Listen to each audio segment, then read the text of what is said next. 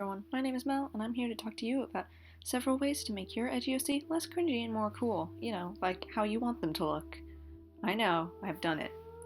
Okay, so assuming that you already have an OC ready when you clicked on this video, which you probably do, or just like a vague idea, your OC is. Oh, and if anyone doesn't know, OC means original character. Okay, so everyone, well, most everyone, I think, especially artists, came up with a OC, an original character, when they were in their emo phase or whatever.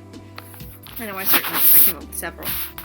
Anyway, the thing is, if you ever read My Immortal or something like that, then you know that edgy OCs normally come off a lot different than how people expect them to. Like, a lot of OCs seem narcissistic, mean, annoying, and just generally cringy. Even though cringe culture is dead, it's still kind of, and like, it makes you go, when you see it. Well, I definitely had that issue as well. Oh god, they were bad. But, okay, so basically, a lot of ways to make your edgy OC less cringy, more cool, is when you're building your OC, make sure not to overcomplicate, okay? Because I know a lot of people ended up doing that. When I created my other OCs, I'm doing like a very basic male OC. They're gonna have like, I used to draw with like weirdly long faces. Did anyone else do that? It was like cheekbones that could like cut glass, like struck harder than diamonds, you know? So I always did that. It was really weird looking, actually. It had a strange effect on the drawing as a whole. So I'm just drawing what I normally do, well, what I normally did when I was creating OCs. I had very, very thin eyes, even though they were white, because I am white, and I decided all my OCs should look exactly like me. For some reason, all of my OCs have like some similarity with how I look like as a person. It's really weird, actually, thinking about it now. They all have like the same haircut or like glasses, general face shape. I mean, I have, not like every human who's white doesn't look like me, but still. So here we've got the very kind of angry, like, oh, a new challenger approaches. I don't know what that word is. Kind of thing. We got the edgy haircut coming in. They've got, obviously they're supposed to have dark jet black hair, and it's supposed to go over their eyes because you don't want to draw the other eye. That is crucial. You should never draw the other eye. You should have way too many piercings that don't make sense, that don't work thematically, that actually overlap each other the way I'm doing. Like, nose ring, angel bites, snake bites, eyebrow rings, whatever. Oh, and yeah, a scar over the eye. I was obsessed with that for some reason. I don't know why, but like, I was just like, character needs an eye scar. I drew I always drew them as like, I was like, oh yes, they're 6'4", because I was a baby and didn't understand that people weren't always 6'4", because that would be gigantic. And of course, the palette is always black. They have to wear a hoodie, and I was obsessed with characters wearing v-necks, so of course they have to wear a v-neck as well.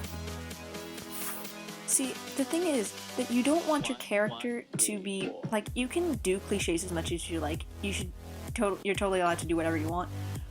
I would advise against using cliches like this because it's just, black gets boring after a while, like very boring. And characters that are just, characters in like anime and stuff who are edgy and get you into that like edgy art thing phase,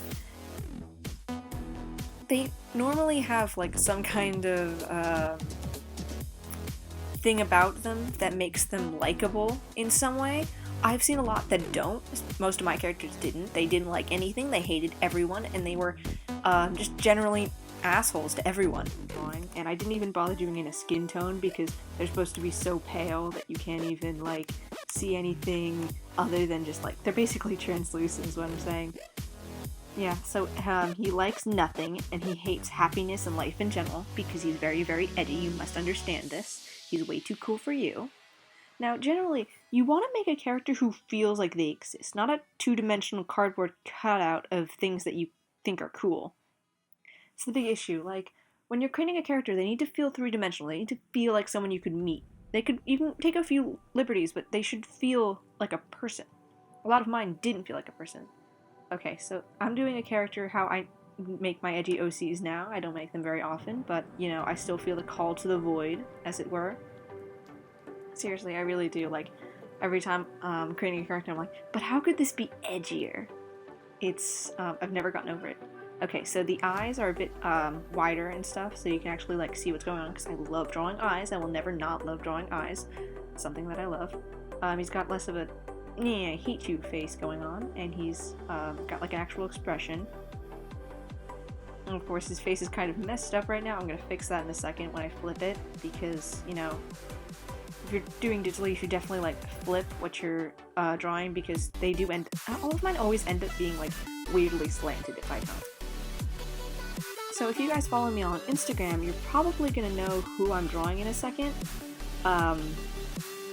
Yeah, I came up with him a bit, and I did, like, actual, like, character stuff for him, and I, like, created all this stuff. He's, like, a genetically modified human who ran away and started living in the sewers because, you know, he's just too edgy for you, I guess. He's cool and edgy, but he's also, like, a person with their own likes. You should remember that every character should have either a physical or a personality trait that's interesting. It's like a quirk, something that they do. A lot of people have, like, stims and stuff, where that's how they, like, calm down after anxiety and stuff. They could have something like that, if that helps. All characters should have something about them that makes them interesting, unique, like a, you know, like an actual person, and not just a not really fleshed out idea. So the color palette I'm using for him is just a ton of grays, because I don't want you to think, like, oh, you can only do very, very colorful things. You can definitely get away with grayscale. I think it actually works really nice with his design. I think it works nice with his design. He's got the two-colored hair, which, you know, is a very old mark of edginess. His skin is like a pale grayish, because I thought that would look interesting, because, you know, genetically modified things go wrong. I also, when I'm doing lineless things, I decided to go with gray, because I really like using desaturated normal skin tone colors, and I just went with gray over dark gray background. On my Instagram photo, he has a mask on, which is a prop that he uses a lot. But this is what he looks like without it on. His hoodie, actually, he wears that all the time. It's very, very baggy, and it's like a smiley face, but it's got X's for the eyes. So, again, edgy. I know what I'm talking about when I say it's edgy. But he feels more like a real person than Edgy McDark. His name is Mono, get it? Because he's got a monochromatic color scheme. I'm smart. Yeah, I'm such a genius when it comes to names. I definitely didn't just draw the character and think, man, he needs a name, and came up with a name on the spot. His race is human, genetically modified, of course. He actually has this weird power where he can he can, like, figure out the vibrations of things and, like, control them. I don't know. Palettes, I actually really like making palettes. I think they're fun and interesting, you know? Like, something that's very unique to different characters. That's fun. Okay, so he likes old pop songs, which is something I came up with for him because I was listening to my playlist and it had very old pop songs on it, and I thought, you know, interesting.